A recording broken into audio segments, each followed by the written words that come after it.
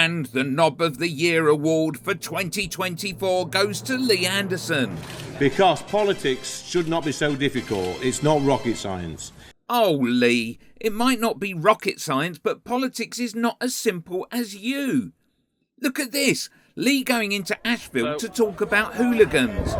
I'm calling on the police and the council to do the job and sort these people out.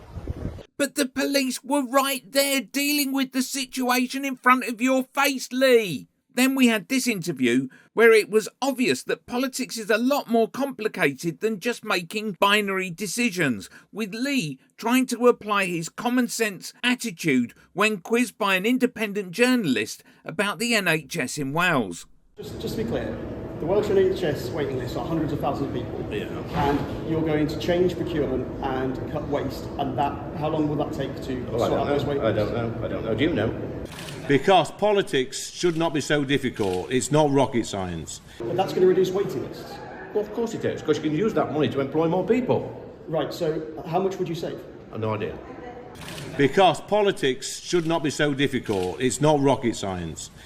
But you're running for office. Your party's running to run the Welsh NHS, but you don't know how... It's going to be millions and millions of pounds. We know that for a fact. I mean, look at the money we're spaffing on the NHS. But the Welsh NHS is £10 billion. Yeah, even if you spend 200 million, it's 2%. 2% of what? Because politics should not be so difficult. It's not rocket science. Finally, we had Lee's reply to this tweet. Women deal with periods, pregnancy and menopause. What do men have to deal with? Here's Lee's response. Try the Battle of the Somme. Then came the ridiculing. Amazing that Lee Anderson fought at the Battle of the Somme in, 1916. And how many times a year does Lee fight the Battle of the Somme?